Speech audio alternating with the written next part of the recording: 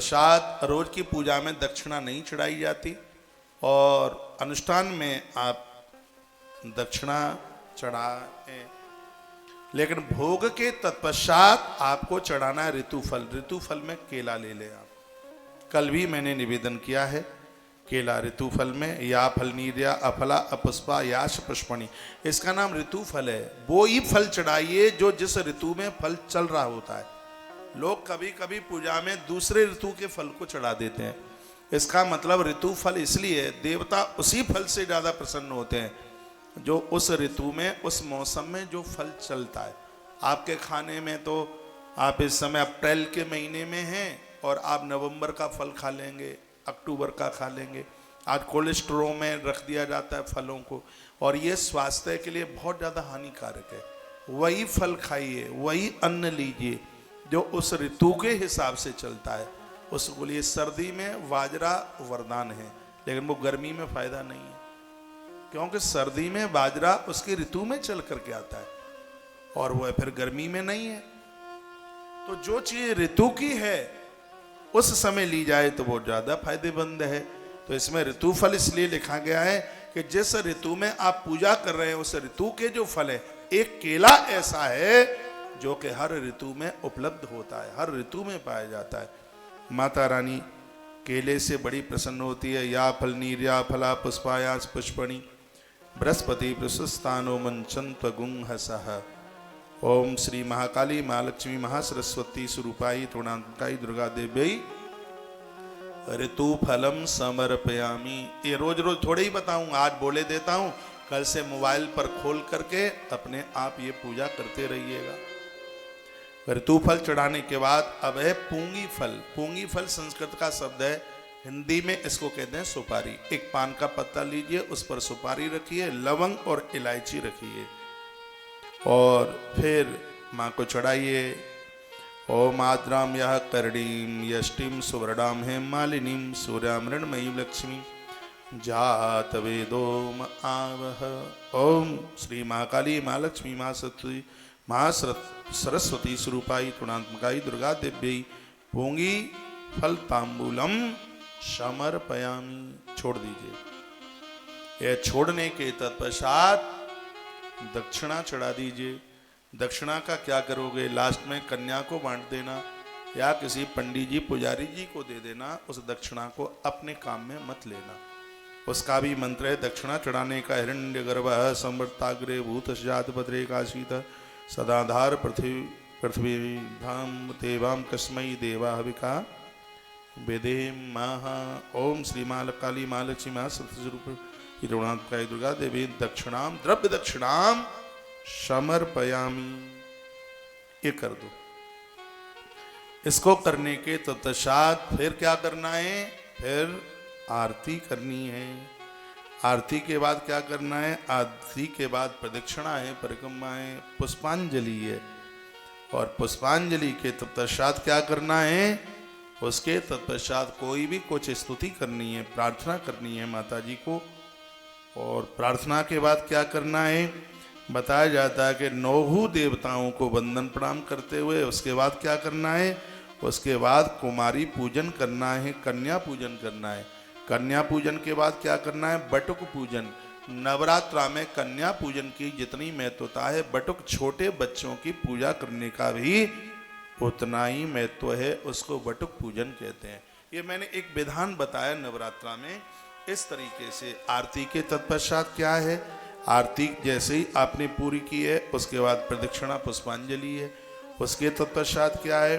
उसके बाद नवग्रह देवताओं को मानसिक उनका स्मरण है, और इसमें तो पूरे उनके मंत्रों का भी वर्णन किया गया है। उसके बाद क्या करना है? उसके बाद कुमारी कन्या का पूजन करना है। देवी भागवत में लिखा है 2 वर्ष से लेके 10 साल की कन्या दुर्गा जी के अनुष्ठान में विशेष पूजा के लायक है, उसका पूजन करना है।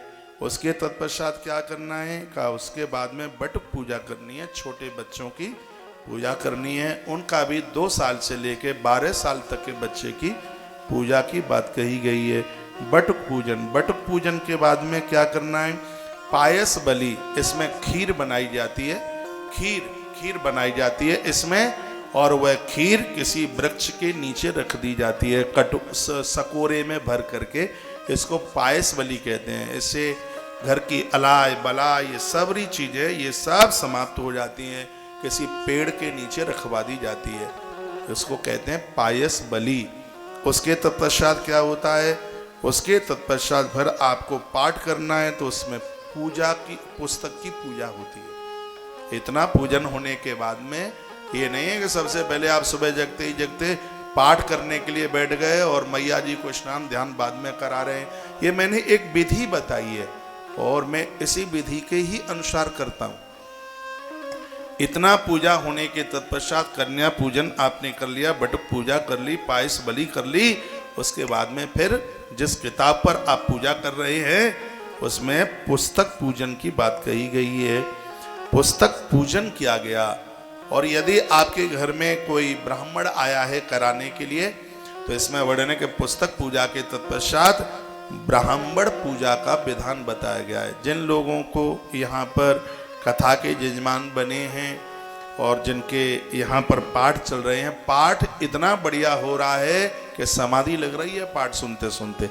टेलीविजन पर पाठ चल रहा था, मैं लाइव देख रहा था कमरे में, मुझसे नहीं रहा गया और मैं यहाँ नीचे उतर के आ गया। कल रात्रि को भी यहाँ बैठ करके मैं सुन रहा था। टेलीविजन पर आरंभ में 9:30 बजे, 1 बजे से 1:30 बजे तक छूटने वाली कथा 9:30 से 10 तक पूरी हो जाती है। 10 बजे से लेके लगभग 10:15 बजे तक 15 मिनट यहाँ के पाठ से आपको जोड़ा जाता है। 9:30 बजे से पहले अपना यूट्यूब चैनल सत्संग यूट्यूब चैनल और अपना टीवी सत्संग टीवी खोल करके बैठ जाया करें। 3 बजे ये कथा फिर द्वारा से प्रसारित तुलसी तपोवन यूट्यूब चैनल पर यही कथा प्रसारित होगी। जो अभी नहीं सुन पाते हैं उस समय उसको आप सुन लें। इस पूरे कार्यक्रम के साथ आप जुड़िए। आपके ब्राह्मण यहाँ बैठे हैं और मैंने आपको कथा का यजमान बनाया है। यहाँ जितना भी मैं पूजा पाठ करूँगा मैं आपको देना नहीं चाहूँगा, तो भी आप मुझसे ऐसे ले लोगे जैसे आंख वाला व्यक्ति सूर्य नारायण से प्रकाश ले ही लेता है। सूर्य भगवान 1000 बार कहे कि मैं तुम्हें प्रकाश नहीं दूंगा, सूर्य भगवान प्रकाश रोक ही नहीं पाएंगे यदि हमारे पास आंख हैं तो। उसी प्रकार से मैं यहाँ वैष्णो माता देवी के पावन दरबार से और आपको यजमान इस कथा का बनाया है, तो आपके पुण्य को मैं रोक ही नहीं सकता। यहाँ मैं जो भी पूजा पाठ भगवान को वंदन प्रार्थना करूंगा उसके अधिकारी ऑटोमेटिक आप हो ही जाएंगे, क्यों आपके नाम का यहाँ संकल्प हुआ है। आप बड़े बड़भागी हैं, आपका दुर्गा पाठ हो रहा है। और जो लोग बाद में जुड़े हैं, आज ही जुड़े हैं, अभी से भी हम आपके 9 पाठ कर देंगे। तो नवचंडी, सतचंडी, सहस्त्र चंडी, लक्ष्य चंडी, इन सब की बहुत बड़ी महिमा है। आपके पास पैसा होगा लेकिन ये परिसर नहीं होगा और यहाँ के ये क्षण नहीं होंगे। 9 पाठ के बिना तो कोई भी न रहे। 9 पाठ की सहयोग राशि सिर्फ 3500 रुपये के सहयोग में और आपके 9 पाठ माँ भगवती जगदम्बा वैष्णो माता के चरणों में समर्पित किए जा रहे हैं। तो आश्रम के सभी नंबर चालू हैं, उन पर आप कॉन्टैक्ट कर लें। यह है सौभाग्य कमा लें। मैं आपसे कुछ नहीं ले रहा, मुझे ज़रूरत क्या है सो मैं आपसे लूँगा। आपको तो मेरे लिए ताली बजानी चाहिए, आपको ढंग से ठिकाने अच्छे काम से लगा।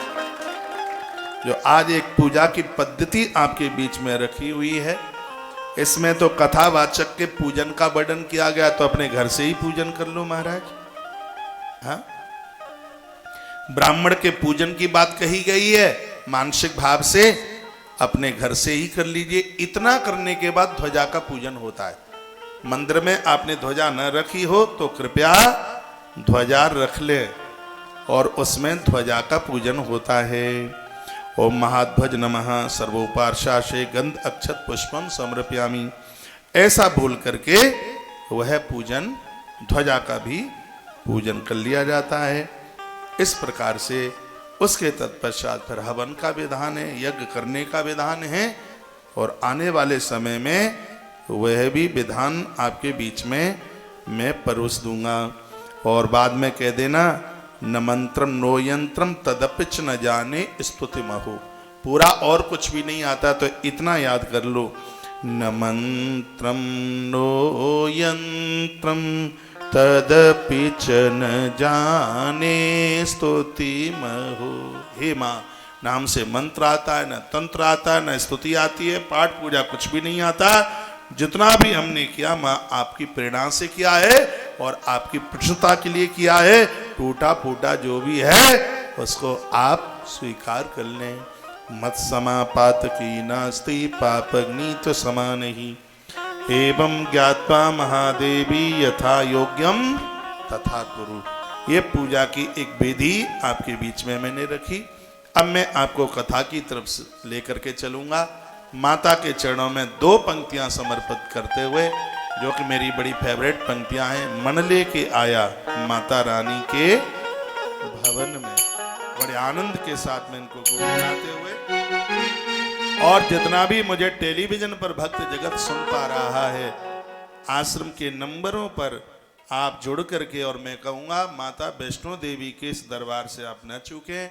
यहाँ एक बड़ा विधिवत अनुष्ठान चल रहा है। यहाँ चौकियों पर देवी देवताओं का आह्वान किया गया है। इधर माँ भवानी का दरबार है और पूरा, क्यों बोलते हो आप, पूरा का पूरा दरबार माँ भवानी, माँ जगदम्बा का ये दिव्य स्थान, जिसमें हमें माँ को पाठ सुनाने का, कथा सुनाने का सौभाग्य प्राप्त हो रहा है। तो इसमें आप टेलीविजन पर आप जुड़ते हुए ये सौभाग्य प्राप्त कर लें। ये पूजा आपको ऐसे ही स्वीकार हो जाएगी आपकी तरफ से माँ को, जैसे सूर्य भगवान को हम जल यहाँ से देते हैं और वहाँ सूर्य नारायण को वह स्वीकार हो जाता है। आपकी तरफ से माँ भगवती को ये ऐसे ही स्वीकार हो जाएगी। इसमें आप न चूकना, ये सौभाग्य कमा लें। उसमें गोत्र जरूर लिखा दें, और जिनको गोत्र का पता नहीं है तो ऐसा भी वर्णन है कि महात्मा कश्यप का नाम ले दें। महात्मा कश्यप का गोत्र, उसे सब गोत्र की पूर्ति हो जाती है। उनके लिए जिनको पता नहीं है, नहीं तो सबको अपना अपना गोत्र पता होना चाहिए। मैं माँ बाबू जी को, अपनी बहनों को बोलना चाहूँगा, अपने बच्चों को अपना गोत्र जरूर बताएं। जब किसी भी पूजा में गोत्र जुड़ जाता है तो यह पूजा 21 पीढ़ियों को प्रभावित कर देती है। इसलिए गोत्र का उच्चारण करना जरूरी होता है। अरे भगवान शंकर का विवाह हो रहा था, शिव पुराण में वर्णन आता है, गुरुदेव बृहस्पति ने कहा था जरा अपना गोत्र उच्चारण कीजिएगा। शंकर जी को भी बोल दिया था। आइए 2 पंक्तियां हम माँ के चरणों में समर्पित करते हुए, और आइए अब आगे की तरफ चल रहे हैं। जितना भी यहाँ से मैंने पूजा के बारे में बोला है, यह जानकारी जरूर आपके काम में आवेगी। स्वर दीजिए, ताली आप बजाएंगे। मन लेके आया माता रानी के भवन में, भवन में मन लेके आया।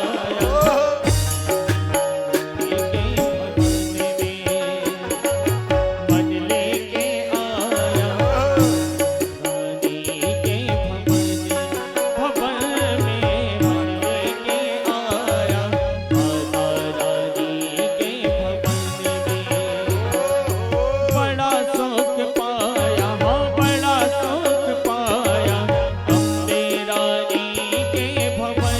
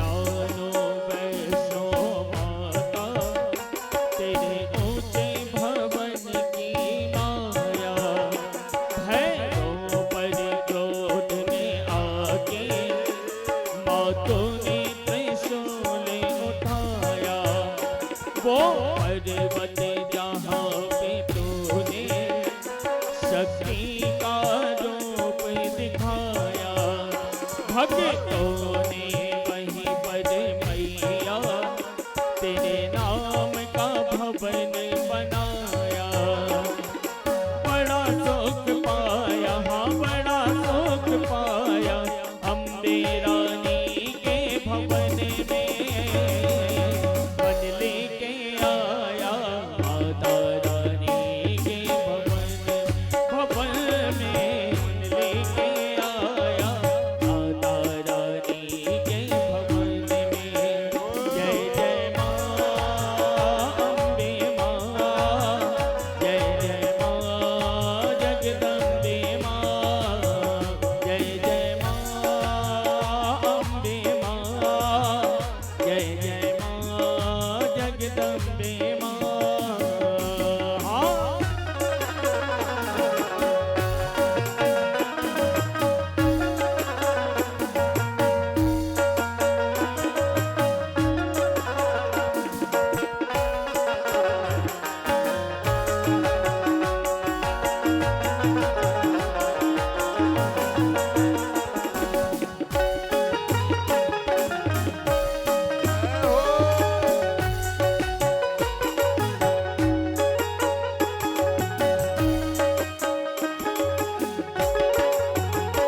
तेरे तेज ने ज्वाला मैया जब उजियारा फैलाया, यहाँ हाथ पर नंगे पैरों तेरे दरबार में मैं आया।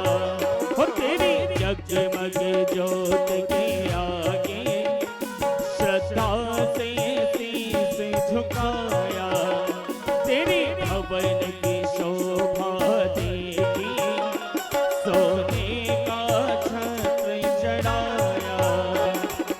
बड़ा सुख पाया, हम बड़ा सुख पाया, अम्बे रानी के भवन में मन लेके आया। माता रानी के भवन में मन लेके आया। माता रानी के भवन हो आए तेरे भवन, हो आए तेरे भवन, ले ले अपनी शरण, रहे तुझ में मगन, थाम कर ले चरण। तन मन में भक्ति जोत तेरी हे माता जलती रहे। तन मन में भक्ति जोत तेरी हे माता जलती रहे। हो आए तेरे भवन, हो आए तेरे भवन, दे दे अपनी शरण, रहे तुझ में मगन, थाम कर ये चरण। तन मन में भक्ति जोत तेरी हे माता जलती रहे। तन मन में भक्ति जोत तेरी हे माता जलती रहे।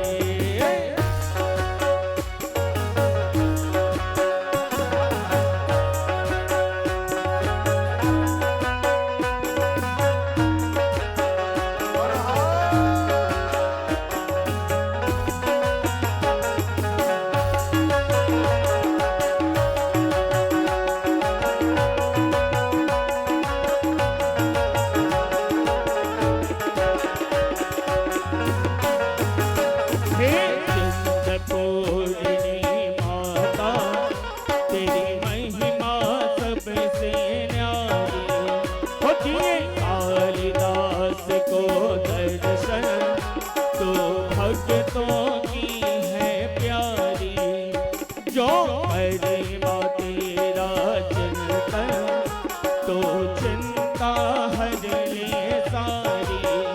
तेरे भवन से झोली भर के जाते हैं सभी पुजारी। बड़ा सुख पाया, हाँ बड़ा सुख पाया, अम्बे रानी के भवन में मन लेके आया। माता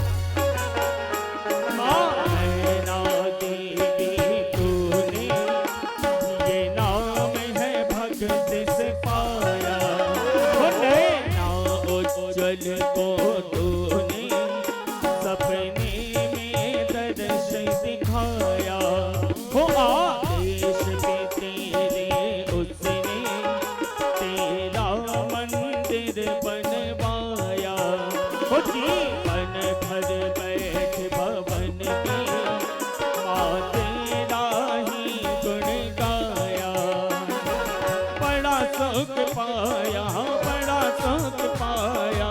अम्बे रानी के भवन में वन लेके आया, माता रानी के भवन में। जय जय माँ अम्बे माँ, जय जय माँ अम्बे माँ, जय जय माँ अम्बे माँ, जय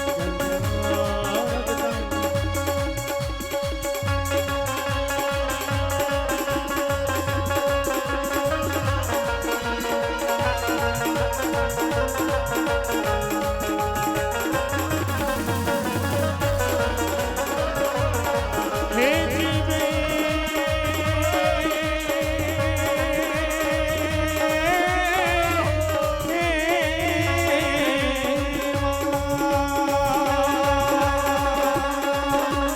मैं तो तेरा बालक मैया, तीन देव तेरी पूजा करे। सिद्धि साधना करने को ऋषि मुनि तेरा ध्यान करे, ऋषि मुनि तेरा ध्यान करे, माँ ऋषि मुनि तेरा ध्यान करे। हे माँ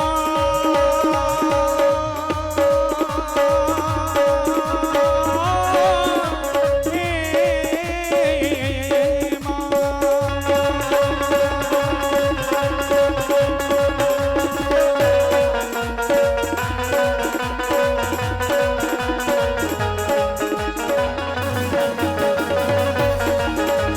तेरी साधना व्यर्थ न जाए, सुख कारक तेरा पूजन। कारज पूर्ण करता है माँ मैया एक तेरा बंधन, मैया एक तेरा बंधन, मैया एक तेरा बंधन। हे जीवे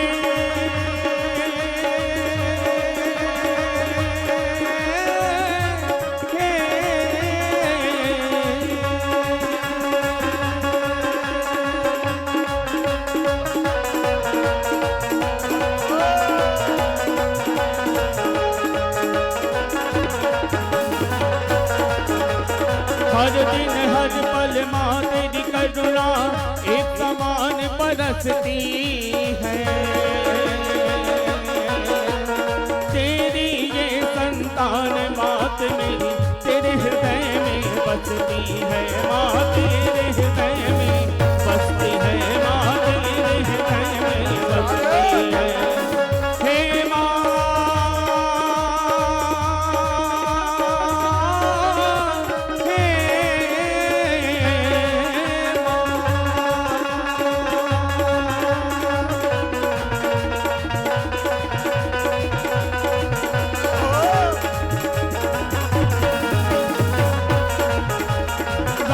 रूप धर मैया रानी असुरों का संहार करे। सर्वनाश उसका करती जो धरा पे अत्याचार करे, माँ धरा पे अत्याचार करे, माँ धरा पे अत्याचार करे। हे माँ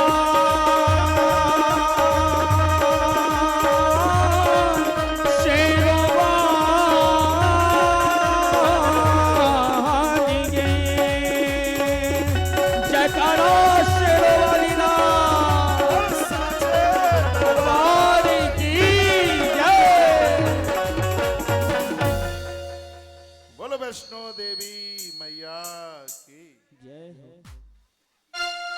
आनंद आ गया, ये बच्चे बहुत खुश हो रहे हैं।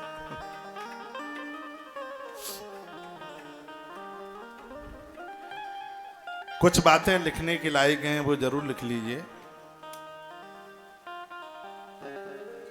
वो लोग बड़े बड़भागी हैं, भारी भाग्यशाली हैं जो नवरात्रा का व्रत कर रहे हैं। श्रीमद् देवी भागवत में नवरात्रा के व्रत के बारे में बड़ा सुंदर श्लोक कहा है। क्या कहा है? व्रतानि यानी चान्यानि दानानि विविधानि च नवरात्र व्रत तस्यास्यः नैव तुल्यानि भूतले। सुनिए, इस श्लोक का अर्थ है कि संपूर्ण धरती पर जितने भी प्रकार के व्रत हैं इस धरती पर जितने भी प्रकार के दान हैं वह इस नवरात्रा के व्रत के समान 100 में से 1 अंश के बराबर भी नहीं है। ऐसा भगवान वेद व्यास कहते हैं।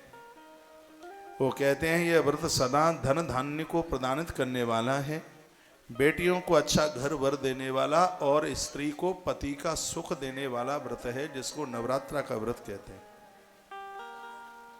इस व्रत के करने से लंबी उम्र होती है, दीर्घ आयु होते हैं लोग।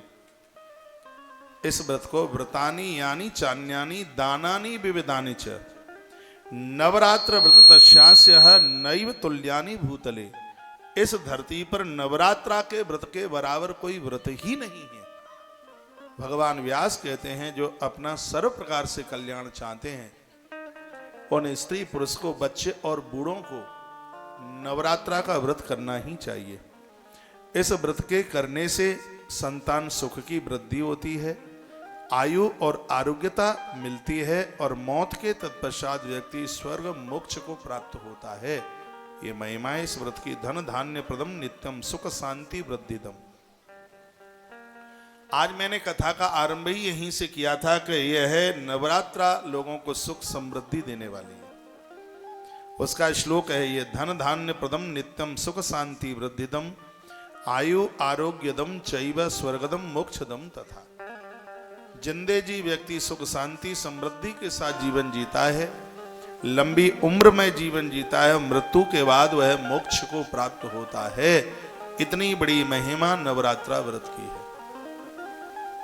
यदि मैं अपने जीवन काल को याद करूं तो मुझे ऐसा लगता है, आज मैं विचार करके सुबह मैं इस बात के लिए मैं सोच रहा था कि मुझे 29 वर्ष हो गई। 29 वर्ष में एक भी बार चावरों नवरात्रा में मेरा व्रत कभी खंडित नहीं हुआ। 29 वर्ष बहुत होती है। आज मैं कैलकुलेट कर रहा था कि मैं ये व्रत कब से कर रहा हूं। 29 वर्ष 29 वर्ष में चारों नवरात्रा की बात कर रहा हूं, तो व्रत खंडित नहीं हुआ और उसको बड़ी श्रद्धा पूर्वक किया है। ये जो बातें मैं आपको तो बताता ही हूं, लेकिन इनको मैं स्वयं में फॉलो करता हूं। मुझे भी लंबी आयु की जरूरत है, मुझे भी स्वस्थ जीवन जीने की जरूरत है और अंत में मुझे भी भगवान के चरणों की जरूरत है। तो ये नवरात्रा का व्रत आयु आरोग्यदम चैव स्वर्गदम मोक्षदम तथा, ये सब कुछ देने वाला व्रत है। यदि मुझे विद्यार्थी सुन रहे हो तो उनके लिए देवी भागवत में बड़ी अच्छी बात कही गई है। जो धनपति पूंजीपति दुकानदार व्यापारी लोग वह मुझे सुन पा रहे हो तो उनके लिए देखो कितना अच्छा श्लोक है। विद्यार्थी वा धनार्थी वा पुत्रार्थी वा भवेन नरः तेनेदम विद कामार्थम व्रतम सौभाग्यदम शिवम। मेरी कथा में कहानी किससे कम होते हैं, जीवन जीने के सूत्र इसमें बहुत हैं। इसमें लिखा है कि जिन बच्चों को विद्या प्राप्त करनी है, वर्णन है 7 वर्ष की उम्र से व्रत करना। ब्रज में तो गोपियां 3 साल की उम्र से ही उन्होंने उपवास करना शुरू कर दिया था, कात्यायनी माँ की पूजा करती थी। बच्चा 7 वर्ष का हो जावे, 8 वर्ष तो उसके एकादशी के व्रत के लिए कहा गया। नवरात्रा के व्रत के लिए 7 वर्ष से लेकर अंतिम श्वास तक, जब तक शरीर काम करता है तब तक उन्हें नवरात्रा का व्रत करना ही चाहिए। छोटी छोटी बच्चियां नवरात्रा का व्रत करती हैं, बेटियों के लिए तो नौ दुर्गा का व्रत किसी वरदान से कम नहीं है। उनके अच्छे घर वर के लिए, सुंदर स्वास्थ्य के लिए, एक दिव्य ऊर्जा के लिए एक बहुत बड़ी शक्ति है। मृत्यु लोक का वरदान है नवरात्रा का व्रत। 9 दिन अन्न पेट में नहीं जाता, संपूर्ण रोगों से लड़ने की क्षमता अंदर से पावर बढ़ जाता है। तो संदर्भ में संतों ने ऐसी दिव्य परंपरा बनाई है। विद्यार्थी विद्या के लिए इस व्रत को करते हैं तो विद्या समस्तास्तव देहि भेदा, उनके पास संपूर्ण विद्या चल के आती है। विद्या प्राप्ति के लिए यदि इस व्रत को किया जावे तो विद्या समस्तास्तव भेदा, संपूर्ण विद्याएं उसके पास चल करके आ जाएंगी। धन के लिए जिनका व्यापार फैल हो रहा है, वह व्यापार के लिए अखंड ज्योत जलाकर नवाहन मंत्र का जप करें और नवरात्रा में मैया के 9 दिन का यह व्रत करें, उनका व्यापार ठीक से चल जाएगा। जिनका धन मारा जा रहा है, वापस नहीं आ रहा, माता रानी की कृपा से उसकी वापसी होती है। जिनका पुत्र या पति रूठ करके बाहर चला गया, या जिस माता पिता से बच्चे बहू दूर रहते हैं, या जिस देवी से पति दूर रहता है, या जिस पुरुष से उसकी पत्नी दूर रहती है, यह जन नवरात्रा का व्रत करते हैं तो उनका परिवार बस जाता है।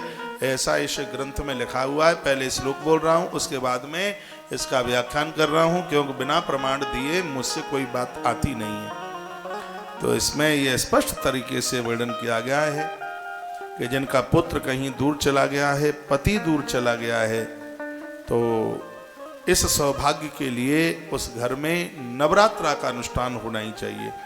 विद्यार्थी व धनार्थी व पुत्रार्थी व भवेन्नर, जिनको पुत्र नहीं है, जो संतान की चाहत रखते हैं, उन्हें नवरात्रा का व्रत करना चाहिए।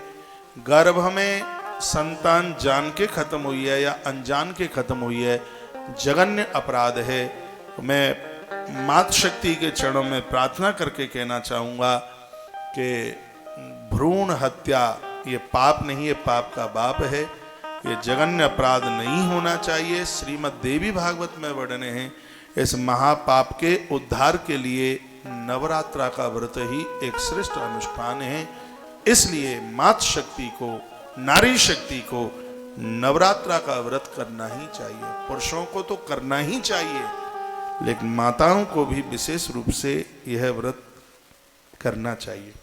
तेनेद विविध कार्यम व्रतम सौभाग्यादः शिवम। यदि एक विधि के साथ में माँ की पूजा हो जावे तो माँ तत्काल पूरे परिवार को सौभाग्य प्रदानित कर देती है। इसलिए माँ की पूजा की एक संक्षेप में मैंने आपके बीच में आज विधि रखी है। इस विधि के साथ यह माँ की आप पूजा करेंगे, आनंद हो जाएगा।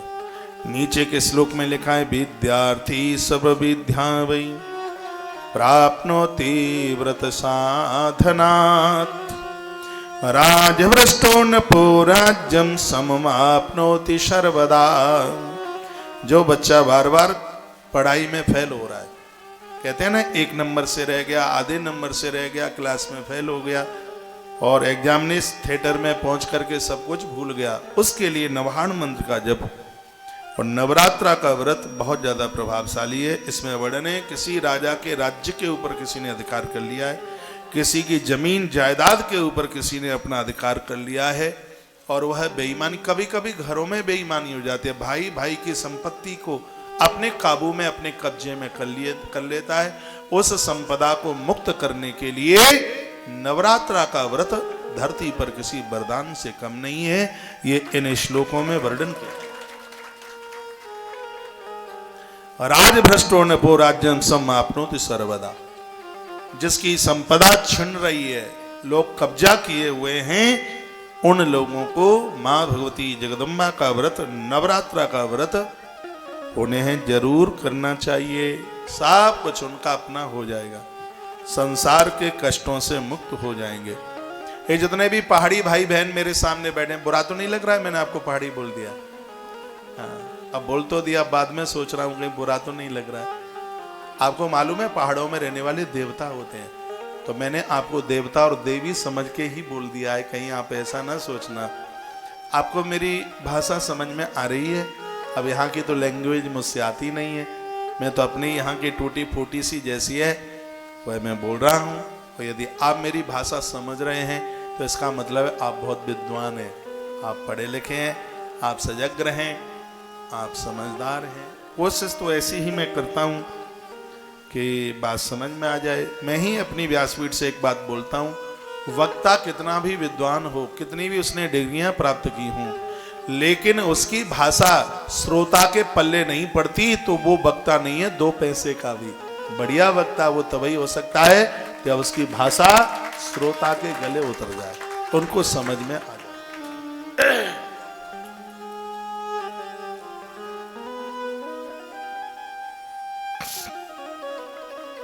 बोलो बांके बिहारी लाल की जय हो।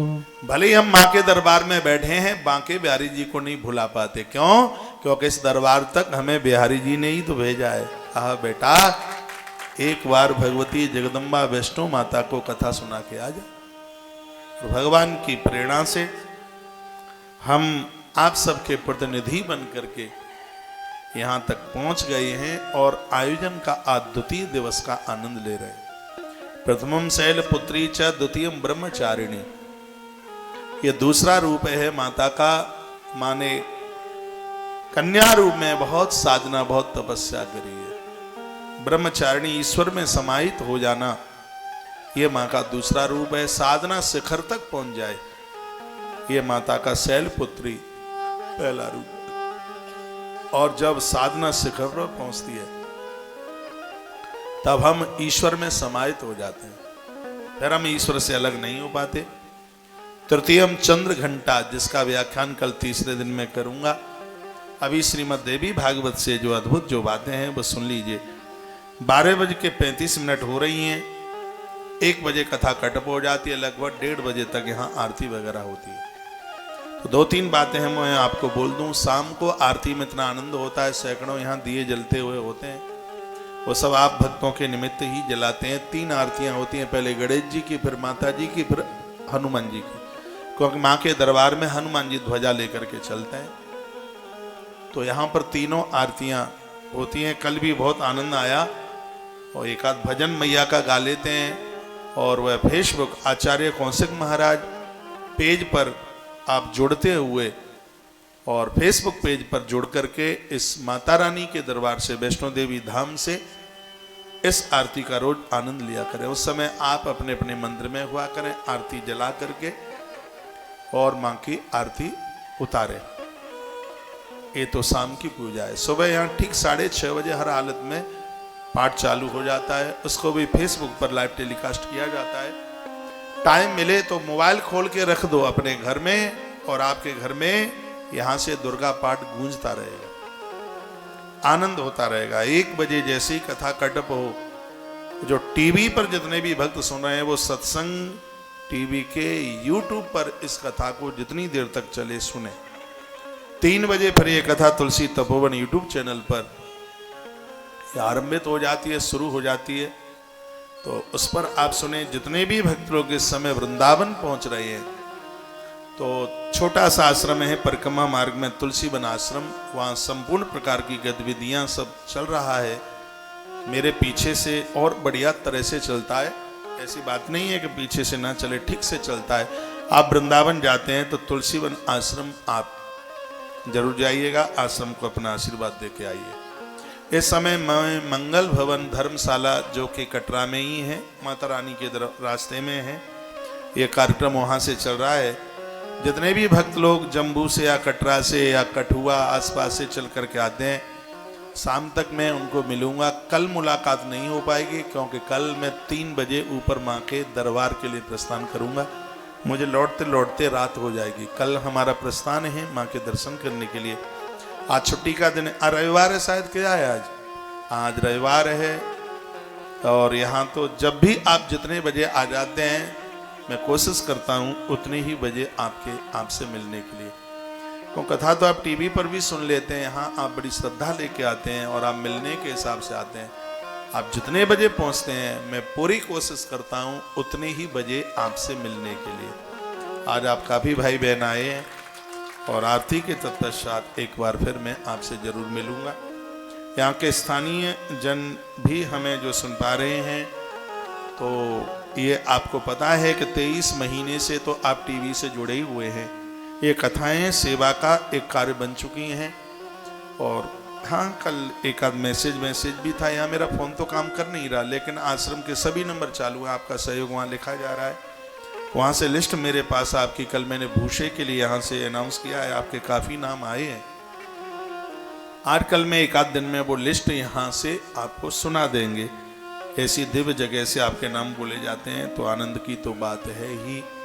तो जो भी स्थानीय लोग यहाँ तक पहुँच रहे हैं, यहाँ भी रसीद प्रसाद की सब व्यवस्था है, तो अपना जो भी सहयोग आप करके जाते हैं, तो यहाँ से भी आपको रसीद उपलब्ध करा दी जाएगी।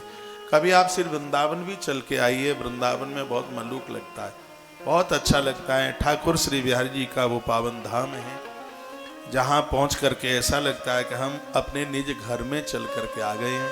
मैं आप सभी भक्तों को सादर आमंत्रित करता हूँ, आप श्री वृंदावन जरूर पधारिए। यहाँ के स्थानीय लोग और बाहर से भी मुझे सुनने वाले महानुभाव, ये मैं पुनः हृदय से एक बार फिर आपको यह मैं बता दूं कि वैष्णो देवी दिव्य शक्ति पीठ पर चलने वाला आयोजन, जो कि 8 दिन पहले मैंने जिसका अनाउंस कर दिया, कल नए भूसे की पहली गाड़ी इन गोदामों में पहुंची है। गोदाम भूसे के इतने बड़े बनाए जा रहे हैं, आचार्य राममोहन शास्त्री जी कह रहे थे कि इतनी बड़ी जगह में कि लगे कि एक कॉलोनी बसा दी गई है, क्योंकि गौ माता की संख्या बढ़ रही है, तो इनके लिए बहुत बड़े चारे की भी व्यवस्था करना बहुत ज़्यादा जरूरी है। इस वर्ष में तो बहुत संख्या बढ़ जाएगी। 6 रुपया किलो का भूसा इस साल हमें 16 रुपया किलो लेना पड़ा है। बहुत पैसा उल्टा पुल्टा ये खर्च हुआ, तो सोच रहे हैं कि अब के बाद ज़्यादा से ज़्यादा भूसा इन गोदामों को भरने के लिए 1,55,00,000 रुपए का भूसा इस समय इन गोदामों में भरा जा रहा है, और आपके एक छोटे से सहयोग के द्वारा ये बहुत बड़ा काम हो जाएगा, जिसमें सबसे छोटी गाड़ी 6,000 रुपये का सहयोग, मझोली बीच की गाड़ी 11,000 रुपये का सहयोग, और सबसे बड़ी गाड़ी 21,000 रुपये का सहयोग इस भूसा चारे में सहयोग करते हुए वैष्णो माता की इस कथा को ज़्यादा प्रभावशाली बना दीजिए। हमें यह ध्यान रहे कि माँ के दरबार में हम गए थे तो गौ माता के लिए भंडारण भर गया और बहुत अच्छा हो गया है, बहुत बढ़िया हो गया है। इस साल में एक आध साड़ी कम प्रयोग में ले लेना, लेकिन माता का सहयोग करना न भूलना। ये भी माता है और वो भी गौ माता है जिसमें संपूर्ण देवी देवता वास करते हैं। मेरी भारी श्रद्धा है गौ माता के प्रति। आज मैं वैष्णो देवी माता के दरबार में बैठा हूँ, ये भी गौ माता की ही कृपा है। यदि ये गौ संकल्प को लेकर के मैं साथ साथ न चलता हो रहा होता तो इतनी लंबी 23 महीने तक चलने वाली कथा में सुनाता ही नहीं। ये गौ माता की कृपा से दुग्ध पीकर दूध लेकर प्रसाद में और ये कथा सुनाई जा रही है। भैया 23 महीना बहुत होता है, लोहे का इंजन भी गड़बड़ा जाता, लेकिन यहाँ तो गौ माता की कृपा से स्वास्थ्य बहुत आनंदोत्मग्न है, कोई हरारत नहीं है, कोई बिल्कुल थकावट नहीं है, पूरा का पूरा आनंद हो रहा है। इस गौवंश के साथ में आप अवश्य में जुड़िएगा और अपनी छोटी छोटी सेवाएं, आपकी जितनी व्यवस्था है उतना आप जरूर करें। तुलसी तपोवन गौशाला ने एक सेवा प्रकल्प में आप सबसे गौव्रती उसके सेवक बनने की अपील की है, जिसमें हम पूरे देश में भक्तों को गौ माता का बेटा और बेटी बना करके जोड़ रहे हैं, जिसमें 21,000 रुपये का सहयोग जीवन में बस एक ही बार करना है। हम और आप दुनिया में न रहने के बाद भी 1 से 1.25 सेर भूसा इस गौ माता के पेट में ये खुराक हर रोज 365 दिन बरस के जाती रहेगी, चाहे अमावस्या पूर्णमासी एकादशी कुछ भी हो। इसलिए इसका नाम रखा है अक्षय व्रती सेवा, जिसमें रोज ही गौ माता की सेवा उन 21,000 रुपये के इंटरेस्ट के द्वारा होती रहेगी। तो इस सेवा में भी आप अवश्य में जुड़िए। ये बहुत बड़ी सेवा है, इसमें मेरी बड़ी श्रद्धा। आप विश्वास कर लें तो 21,000 का आजीवन अक्षय व्रती मेंबर में भी बनाऊं, क्योंकि मुझे भी तो अपने कल्याण की जरूरत है। इस गौशाला के ऊपर जितना मेरा अधिकार है उतना ही आपका अधिकार है, आपका बिल्कुल कम नहीं है। गाय के प्रति हम लोगों की, नंदी के प्रति बड़ी श्रद्धा है। हमने ग्रंथ में पढ़ा है कन्हैया का जो भगत है गाय से दूर नहीं होता, और महादेव का जो भगत है वो नंदी से दूर नहीं होता, और जो दोनों का भगत है वो सनातन धर्म से कभी दूर नहीं होता। तो हमारे सनातन धर्म में नंदी और गैया दोनों का एक प्रभाव है। राजा परीक्षित की कथा आती है। राजा परीक्षित की कथा आपने भागवत में सुनी है, प्राय लोग भागवत तो सुनते ही रहते हैं। उसमें भी कलयुग गैया और बैल को ही तो त्रसित कर रहा था। गाय और वृषभ के प्रति जिनकी श्रद्धा नहीं है, चौकन्ना होकर कलयुग उनके ऊपर बैठ चुका है। इसलिए अपने घर की पहली रोटी गौ माता को दीजिए। हर अमावस्या को आटे का एक लड्डू बना करके नंदी को दीजिए। मैं छाती ठोक के कह सकता हूं कि घर में पितृ दोष नहीं रहेगा, घर में किसी भी प्रकार का दोष नहीं रहेगा। नंदी और गैया की इतनी बड़ी विशेषता है।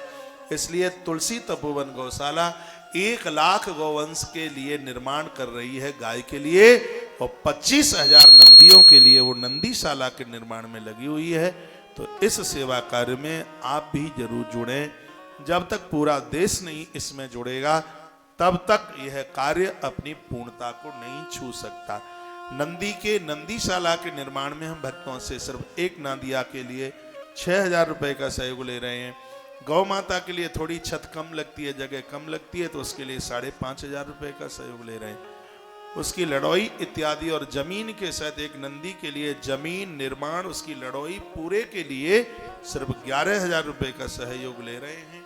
भूसाचार्य की मैंने आपको बात बताई दी है, इसमें आप जरूर जुड़िएगा। आपने कभी टीवी पर आश्रम की गाड़ियां रोड पर चलती हुई देखी हो? आश्रम से रसोई बन करके उन जगहों पर जाती है जहां पर लोग भोजन के अभाव में हैं, जिनको भोजन है ही नहीं, उपलब्ध नहीं है। तो आश्रम की रसोई से भंडारा बनकर गाड़ियों में लोड होता है और जरूरतमंद जगहों पर ये गाड़ियां पहुंचती हुई जाती हैं, लोगों के पास तक भोजन पहुंचाती हैं।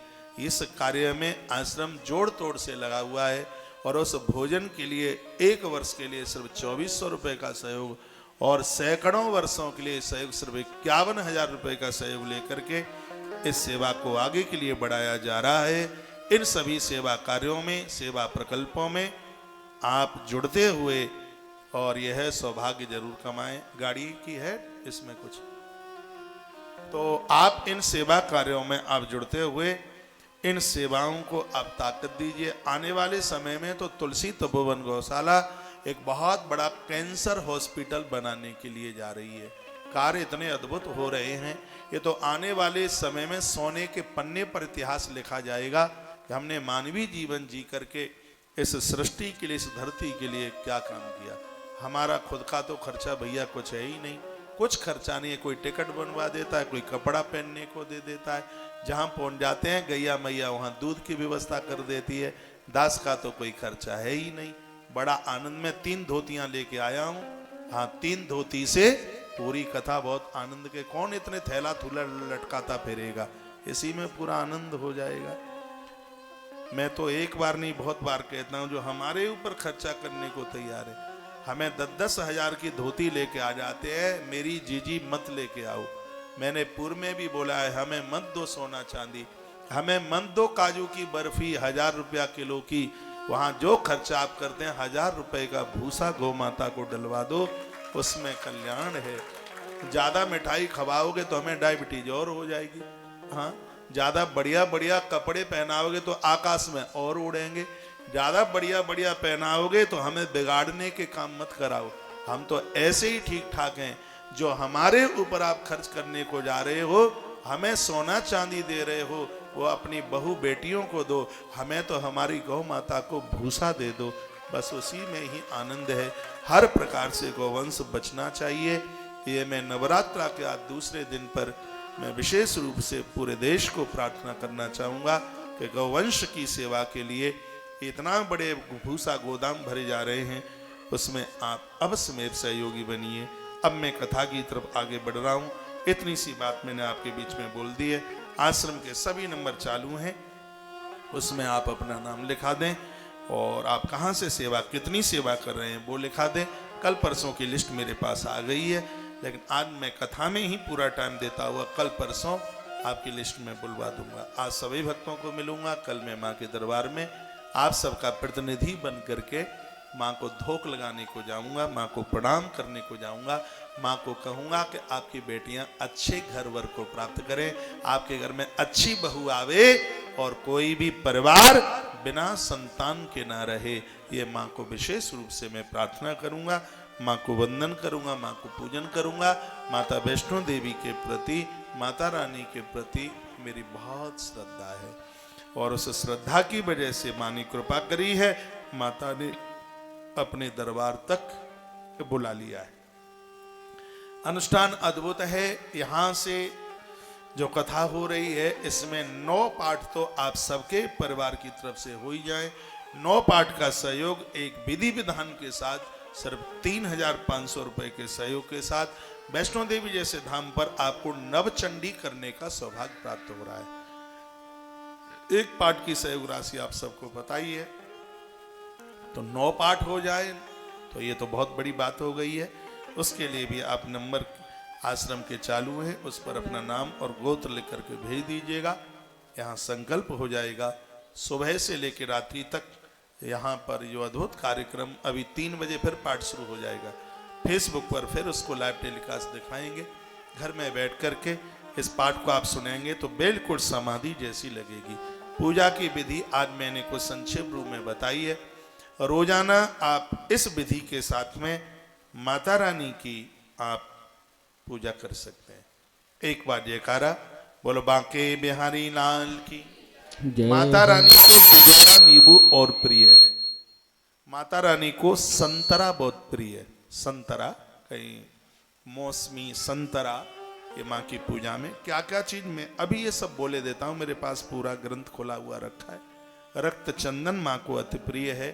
क्या क्या प्रिय है माँ जिसे स्वीकार करती है, ये आज की कथा में आप विस्तार पूर्वक सुन पाएंगे। इसलिए 1 बजे अपना टीवी बंद करके सो मत जाना। तुलसी तपोवन यूट्यूब चैनल पर तो 3 बजे से कथा आरंभ हो ही जाएगी, लेकिन सत्संग टीवी के, भैया फोन कर देना, काटे नहीं, सत्संग टीवी के यूट्यूब चैनल पर जुड़ करके आप आज की पूरी कथा का आनंद ले। नवरात्रा में 1 चौपाई में रोज बोलता हूं और वो मेरे साथ बोलिए, आनंद हो जाएगा। सब बोले। देवी पूज्य पद कमल तुम्हारे, देवी पूज्य पद कमल तुम्हारे, सुर नर मुनि सब होई सुखारे। देवी पूज्य पद कमल तुम्हारे, देवी पूज्य पद कमल तुम्हारे, सुर नर मुनि सब होई सुखारे। देवी पूज्य पद कमल तुम्हारे, सुर नर मुनि सब होई सुखारे। सुर नर मुनि सब होई सुखारे। बोलिए सांचे दरबार की जय हो। आइए मैं लौटा के प्रसंग में ला रहा हूं। मुझे कोई सूचना देनी थी, अब ये सूचना ना दूं तो सब फिर गड़बड़ हो जाएगा, फिर कथा आगे बढ़ ही नहीं पाएगी। इसलिए इन सूचनाओं का देना बहुत ज्यादा जरूरी है। रेणु राजा परमार, आपने एक पाठ की राशि पूछी है तो कोई भक्त मैसेज में लिख करके इनको बता दे। विद्यार्थी सर्व विद्या वै प्राप्नोति व्रत साधना, राजभ्रष्टोन्नपो राज्यम सममाप्नोति सर्वदा। विद्यार्थी नवरात्रा का व्रत करता है तो संपूर्ण विद्याओं को प्राप्त करता है। किसी राजा का राज्य चला गया है, किसी भी स्त्री पुरुष की संपदा घर परिवार चला गया है, तो माता रानी के नवरात्रा के व्रत करने से वो संपूर्ण वापस आ जाता है। ऐसा वर्णन किया गया है। जो व्रत नहीं करते हैं, जो नवरात्रा में अन्न खाते हैं, उनके लिए भी एक श्लोक बोला है। क्या कहा कि पूर्व जन्मन ये नूनम न कृतम व्रतमुत्तमम ते व्याधिनो दरिद्राश भवन्ति पुत्र वर्जिता। इस श्लोक का अर्थ है, जो पूर्व जन्म में जिन लोगों के द्वारा यह नवरात्रा का व्रत नहीं हुआ, वो इस जन्म में रोग से ग्रसित है। बीमारी ने पकड़ रखा है, असाध्य रोग उन्हें हुआ जिन्होंने पूर्व में यह व्रत नहीं किया।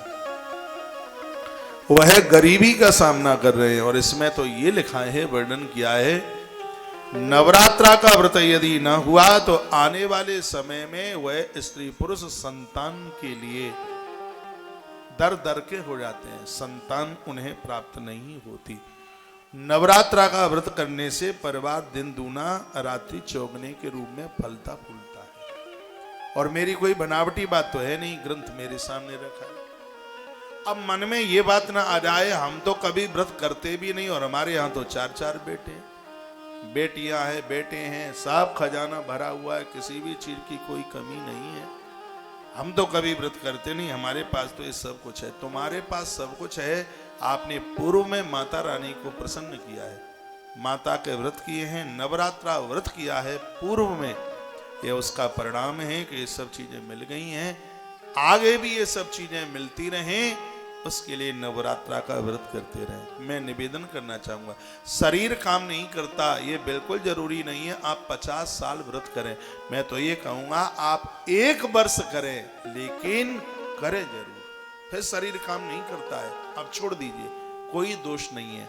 लेकिन जीवन काल में, वैसे ग्रंथ में तो ये वर्णन है कि अपनी आयु में 9 वर्ष नवरात्रा का व्रत जिसने कर लिया है, मां उनके ऊपर अति मेहरबान हो जाती है। जैसे 11 वर्ष किसी ने एकादशी कर ली हो, 12 वर्ष जिसने सावन का व्रत कर लिया हो, 12 साल, और जिन्होंने 11 वर्ष एकादशी और 9 वर्ष जिसने नवरात्रा कर ली, माते प्रसन्न हो जाए। आप में तो ऐसे ऐसे जन भी होंगे जिन्होंने 20-20 वर्ष नवरात्रा कर ली हो, लेकिन कालिका पुराण में वर्णन है कि 9 वर्ष जिसने नवरात्रा कर ली है, मां उनके ऊपर अति मेहरबान हो जाती है, उनके जीवन में किसी भी प्रकार की कोई कमी नहीं रहने देती। अगला जन्म भी उनको बहुत अच्छा मिलता है, अच्छा घर द्वार और अच्छा परिवार उनको प्राप्त होता है, और वो रोग से ग्रसित नहीं होते, दरिद्रता सामने नहीं आती, और वह संतान रहित नहीं होते। नवरात्रा व्रत की इतनी बड़ी महिमा है। उधर से ही बैठे वहीं बैठे, एक बार जयकारा लगाओ, बोलो बांके बिहारी लाल की जय हो, हनुमान जी महाराज की जय हो। 12:56 हो रही हैं, 1 बजने वाला है। कथा जितनी देर तक चले पूरी सुनते रहिएगा, छोड़ना मत बिल्कुल।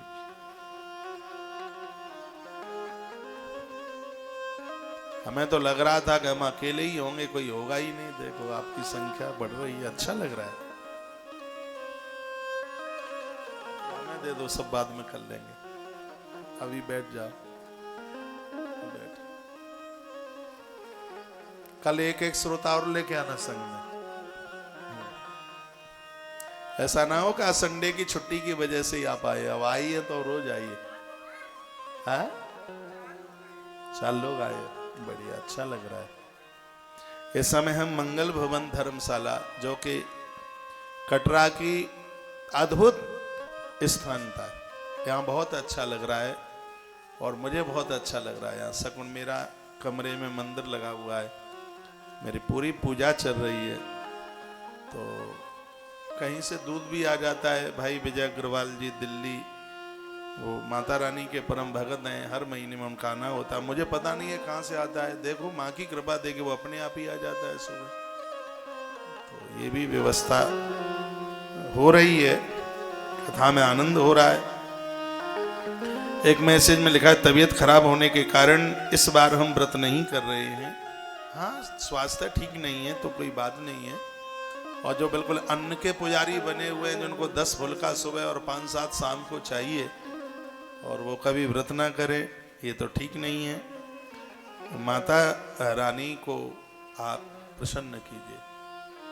माता जानकी को माँ की कृपा से ही प्रभु राम मिलते हैं। ब्रज की गोपियों को कृष्ण माँ की कृपा से मिलते हैं। तो माँ की अद्भुत कृपा जिनके ऊपर हो जावे, उनको उनके जीवन में किस चीज की कमी है? कोई कमी नहीं। माँ सर्व प्रकार से भंडार भर देती। ददाति वित्तम पुत्रांश मतिम धर्मे गतिम सुवा। धर्म, अर्थ, काम और मोक्ष देने वाली माता रानी है। मां भगवती जगदम्बा है।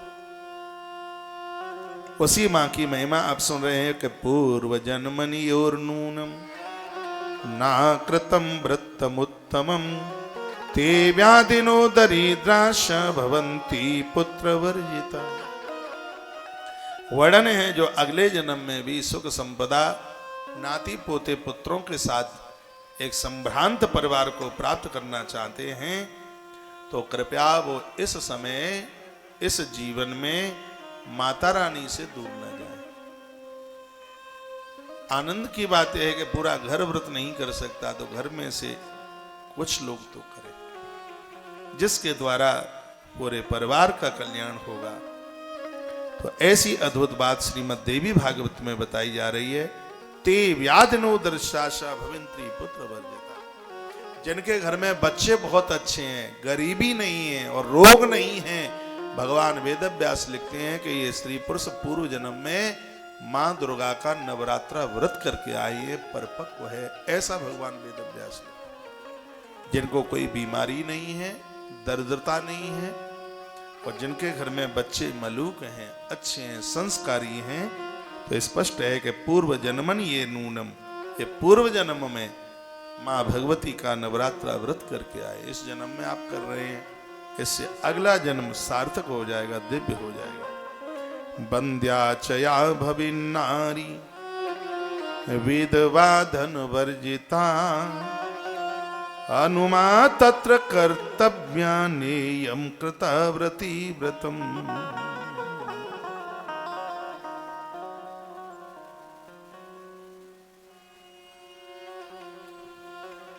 इसमें वर्णन है कि धन नहीं है तो भी यह व्रत करो। वर्णन है संतान नहीं है तो भी यह व्रत करो। वर्णन किया गया है कि इस व्रत के करने से पति की उम्र बढ़ती है, बच्चों की आयु बढ़ती है, द्रव्य बढ़ता है, परिवार द्वितीया के चंद्रमा की तरह बढ़ता है। समझदार लोगों को तो यह व्रत कभी छोड़ना ही नहीं चाहिए। नवरात्रा का व्रत आज ही मैंने निवेदन किया कि सृष्टि का आरंभ चैत्र की प्रथम नवरात्रा से हुआ। विधाता ब्रह्मा जी ने सृष्टि के सृजन का संकल्प, जो कल दिन निकल गया है 2 अप्रैल को, नवरात्रा का प्रथम दिन, यही वह पहला दिन था जब ईश्वर ने मन में संकल्प किया था एको हम बहुश्यामा, अब मैं एक से अनेक बनना चाहता हूं। इस सृष्टि का आरंभ जिस तिथि में हुआ है वह चैत्र की नवरात्रा का पहला दिन है। 9 दिन में विधाता ब्रह्मा ने पूरी सृष्टि बना के तैयार कर दी। पूरी सृष्टि बनाने में 9 ही दिन लगे हैं।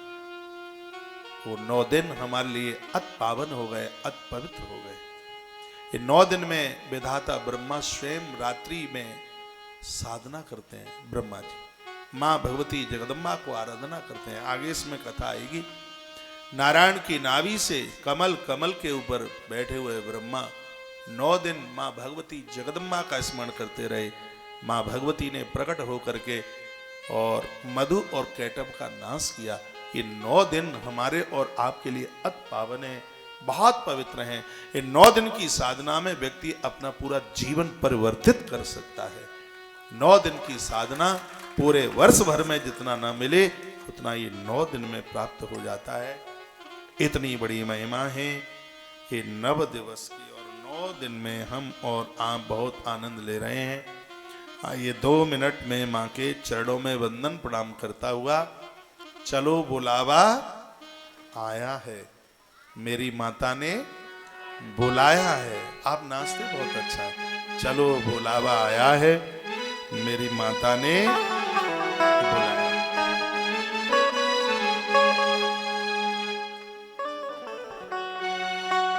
मेरी कथा में बहुत भजन कम होते हैं, ना के बराबर होते ही नहीं, लेकिन नवरात्रा में तो खुद नाचने का मन करता है। मैं व्यासपीठ पर बैठा बैठा मेरा मन मयूर नाचता है, आनंद होता है माँ के लिए ताली बजाने में, माँ के लिए ठुमका लगाने में। बहुत